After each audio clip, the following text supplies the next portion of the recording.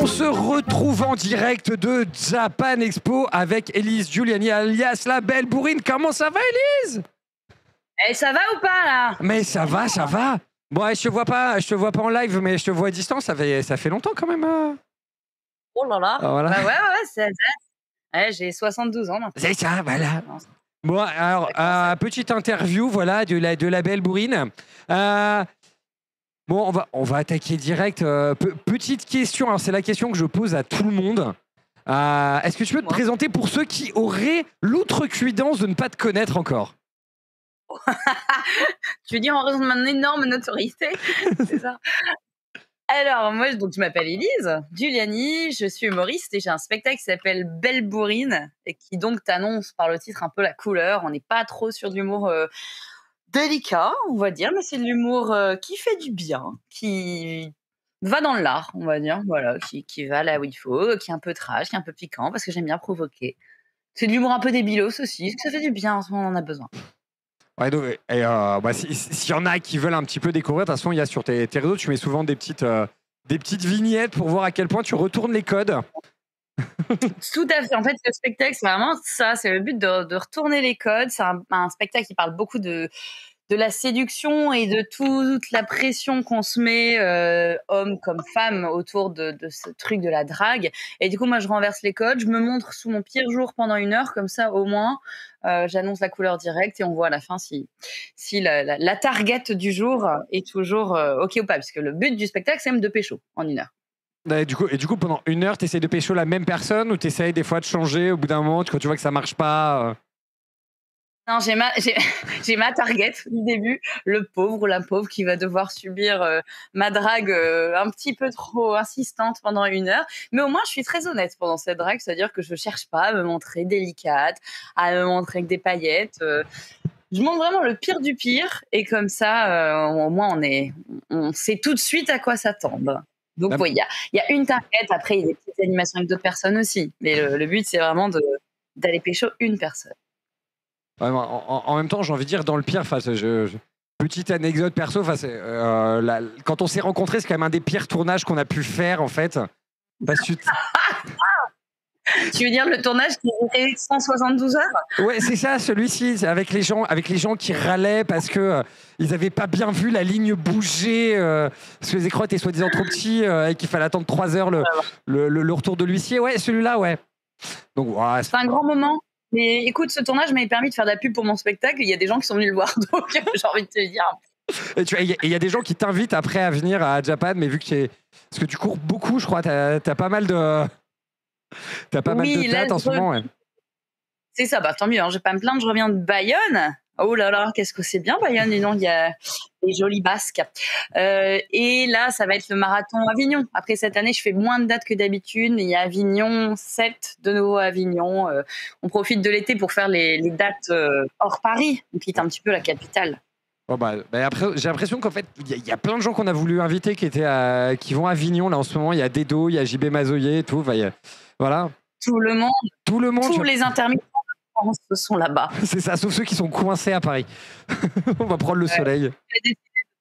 Qui prennent la chaleur de Paris et qui aiment aller sur le périph'. Mais ouais, tous les intermittents sont là et bon, c'est une sacrée aventure Avignon. Hein. C'est un mois non-stop épuisant, mais c'est cool. Ça fait des belles rencontres et puis on voit les gens habillés dans des accoutrements pas possibles parce que c'est la guerre pour défendre son spectacle auprès des spectateurs parmi les 1600 autres spectacles. Donc ouais, tu connais le délire, c'est donc là, ouais, Avignon, tu y es à partir de demain, ça, non?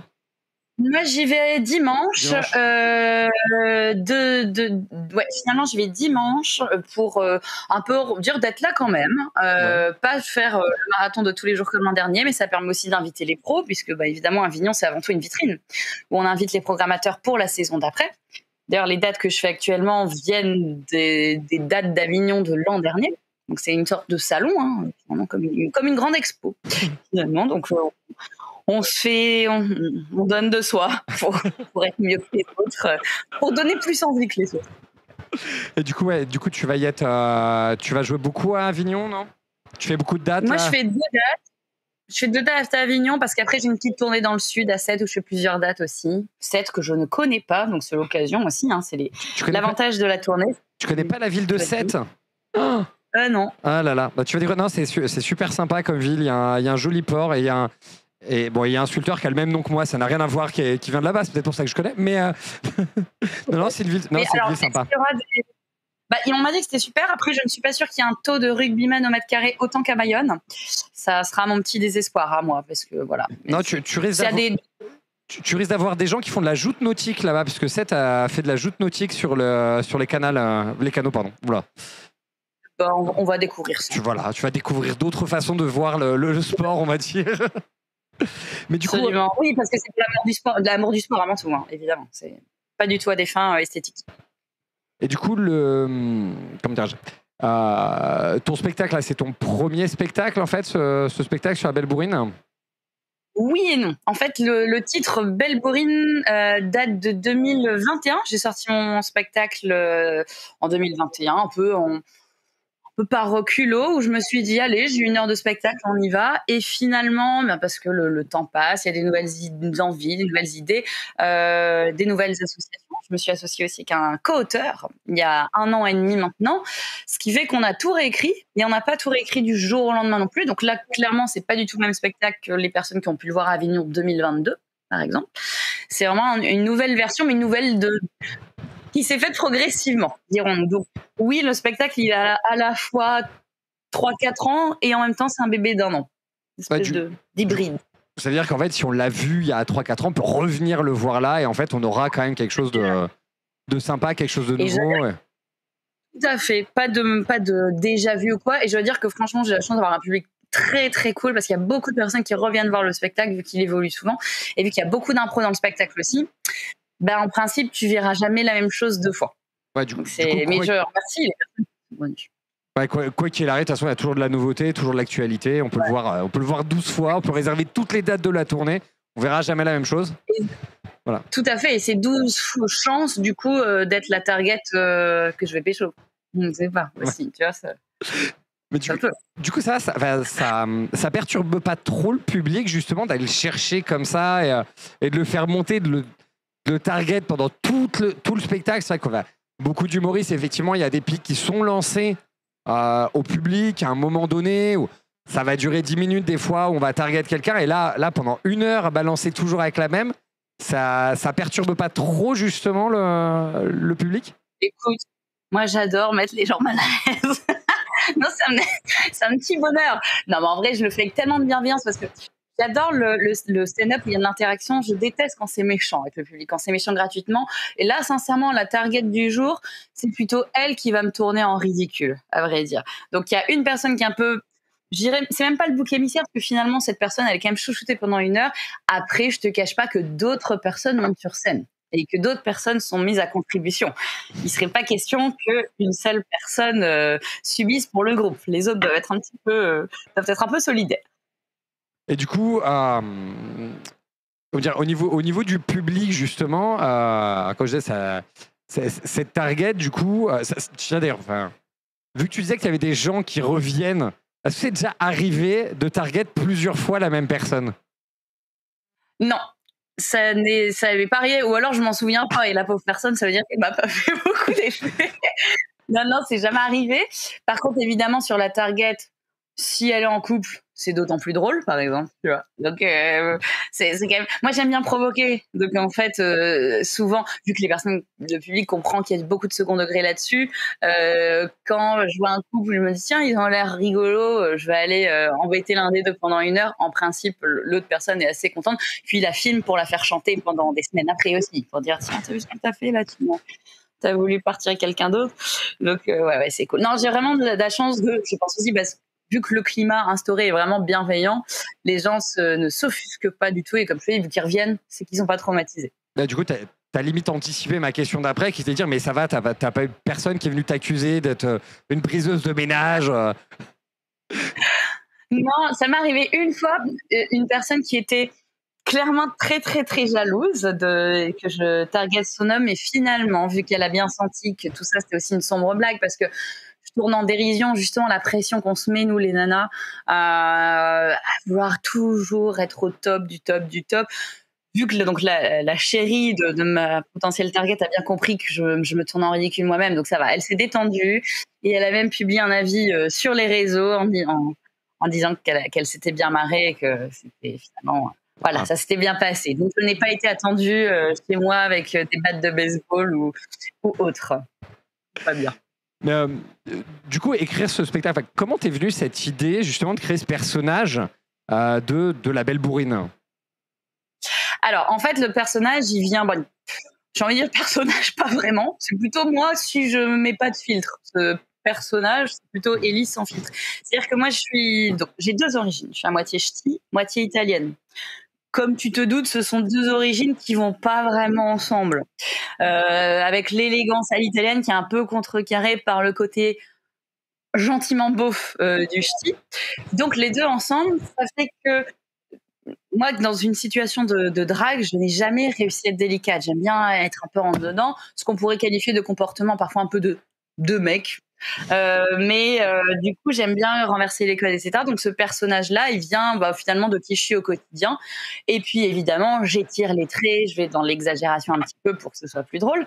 Mais le spectacle part quand même beaucoup de moi. Je dirais que 95% du spectacle est vrai. Hein.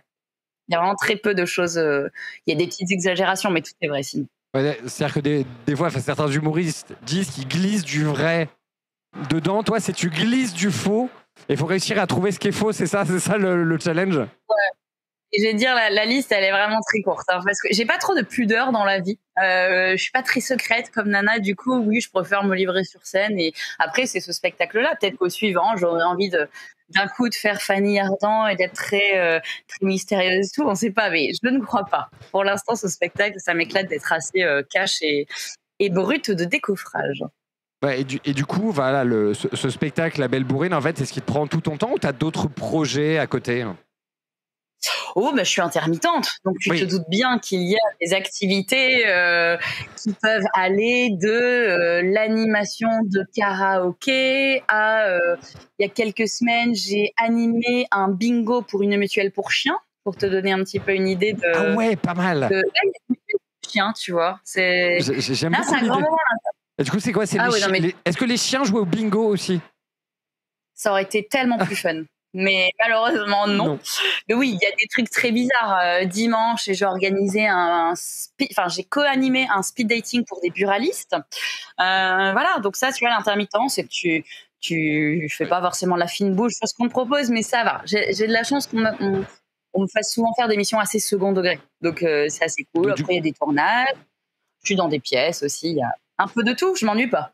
Tu tournes sur des pièces en ce moment, du coup Ouais, je suis également dans une pièce qui s'appelle L'Arnaqueuse, qui est en tournée dans toute la France, qui marche bien, qui a été un carton d'Avignon en 2022 et qui, du coup, depuis, est vendu absolument partout. Donc, c'est une pièce, évidemment, c'est de la comédie. Les gens qui viennent voir ça repartent avec une banane énorme, donc ça fait vraiment plaisir et ça permet aussi de jouer dans des grandes salles dans lesquelles peut-être un jour je jouerai mon spectacle à moi. Voilà. Non, par contre, tu fais pas encore ta première partie toi-même? Tu fais pas La Belle Bourrine en première partie de l'Arnaqueuse? Non, par contre, ça m'arrive de faire des premières parties de pièces de la même compagnie. C'est très cool. Donc la compagnie de Tom Trondel, Cœur de scène production, me fait faire parfois des premières parties d'autres spectacles. Puis c'est quand même un métier où le one-man show, où on est tellement solitaire qu'il faut être solidaire et s'entraider, proposer des premières parties aux autres. Moi là, en septembre, je commence, c'est une actualité qui est un peu importante, je commence à l'Apollo Théâtre à Paris. Mon spectacle toutes les semaines, tous les mercredis soirs à 20h. Et l'Apollo Théâtre, c'est quand même un super lieu. Et du coup, évidemment, le but, c'est aussi de faire jouer les potes en première partie toutes les semaines. Enfin, il y a vraiment ce truc je considère que aider les autres, il y a de la place pour tout le monde. C'est pas parce que tu vas aider le public à découvrir un autre humoriste que d'un coup, toi, on va te bouder. Et au contraire, si tu aimes... moi, j'aime la bière, j'aime le vin aussi. Voilà, pourquoi choisir, quoi? Voilà. Tout. Donc du coup, l'arnaqueuse, on te voit aussi dans La Belle Bourrine. Du coup, justement, je vais rebondir sur ce que disait. Voilà, on peut aimer, on peut soutenir plusieurs plusieurs artistes. Et justement, est-ce que tu aurais, toi qui a réussi à passer le pas d'écrire ton spectacle et de le jouer aujourd'hui, un conseil que tu pourrais donner à quelqu'un qui se dirait mais comment je fais ça? En fait, comment je me dis tiens, go, j'y vais, je vais prendre ce micro, je vais aller sur cette scène et je vais raconter ma vie ou la vie des autres, qu'importe, mais devenir humoriste. Il y a plusieurs choses déjà, je dirais quand même une bonne part d'inconscience. Franchement, quand je repense à ma première représentation que j'avais évidemment filmée, j'ai regardé il n'y a pas si longtemps que ça ce spectacle, je me suis dit mais what the fuck, c'était n'importe quoi. Après moi perso je trouvais ça drôle et puis les gens s'éclataient, mais c'était du grand n'importe quoi, on aurait d'une kermesse d'une heure. Donc moi c'était un truc qui me plaisait et à partir du moment où tu te fais rire, normalement le public va rire aussi. Donc je dirais avant tout vraiment se faire rire, parce que si on commence à trop se prendre au sérieux, ça va pas marcher. Par contre, rire, mais bosser. Franchement, j'ai envie de dire, il n'y a pas de secret, faut bosser, faut écrire, faut pas hésiter à s'associer à des gens qui relisent aussi les vannes et qui te regardent faire les vannes aussi, parce que parfois une vanne, on peut avoir l'impression dans son coin qu'elle est hyper drôle. Et en fait, c'est un énorme bide. Ou inversement, on peut se dire, ça, je suis pas sûre que ce soit très drôle. Et quand tu l'as fait lire à quelqu'un, il dit, mais si, il y a une idée. Donc, je dirais ne pas être seul. Même si tu es seul sur scène, essaie de te constituer une petite équipe pour donner le meilleur, trouver un truc un peu fructueux avec la créativité des autres. Et du coup, justement, est-ce que tu as des vannes comme ça qui sont passées au travers des mailles du filet où il a fallu que tu te rendes compte, où tu t'es rendu compte devant le public, et j'aurais peut-être pas dû la mettre celle-là? Ben ouais, alors il y avait une vanne où je faisais une imitation de François Cluzet, je savais qu'elle était naze, mais je savais avant de la faire. Mais moi, ça me faisait rire et écoute, elle a été très longtemps dans le spectacle. Mais c'était un peu un kiff perso. Tu vois, je savais que j'allais pas obtenir un Molière avec cette vanne. Mais écoute, bon, je l'ai faite. C'était plus par défi. Moi, j'aime bien me mettre un peu en ridicule, enfin, tu vois, me foutre de ma propre honte. Donc cette vanne-là, je l'ai pendant longtemps. C'est un moment, ma prod a dit non mais arrête, Élise, franchement, là, ça suffit. Elle a dit celle-là, c'est plus possible. C'est ok, ça te fait rire, mais vraiment non, ne mets pas ça.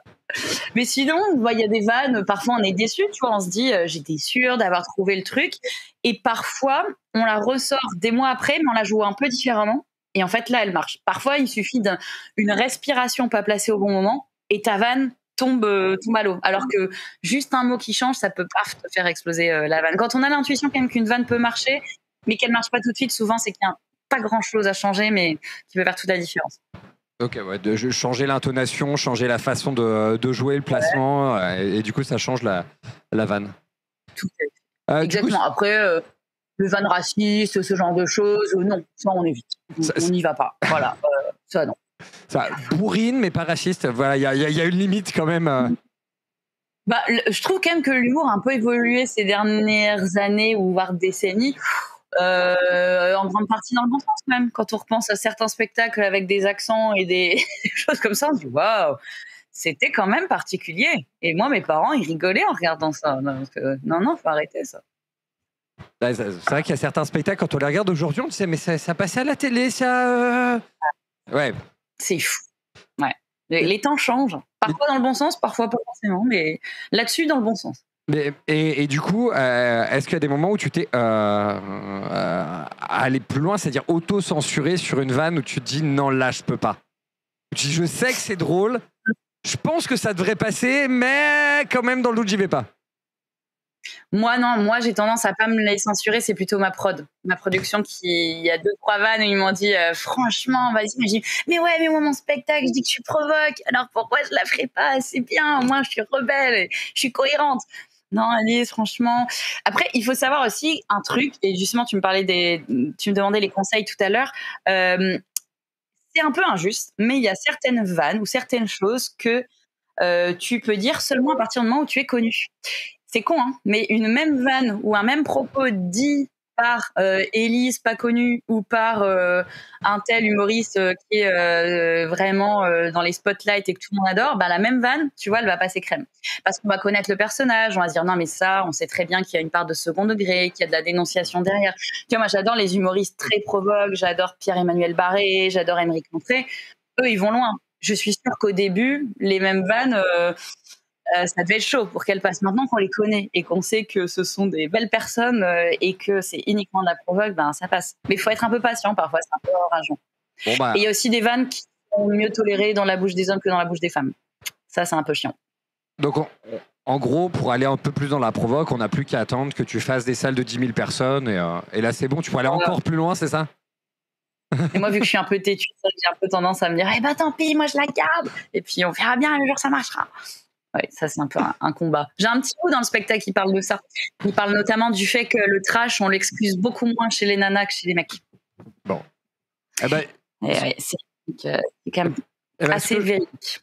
Ce que je propose du coup, c'est d'aller découvrir tout ça en live, d'aller te voir sur scène, histoire de découvrir, histoire d'être sûr, voilà, sur les réseaux, de voir les petits extraits. Comme je dis, à quel point tu casses les codes et d'aller en profiter. Donc tu vas être à Avignon, tu vas être un peu partout en France. De toute façon, tu voyages beaucoup. Merci en tout cas, Élise. Merci d'avoir accepté l'invitation. Voilà. J'espère que ça a été moins long et moins pénible que le dernier tournage qu'on a fait ensemble. Voilà. Sans commentaire.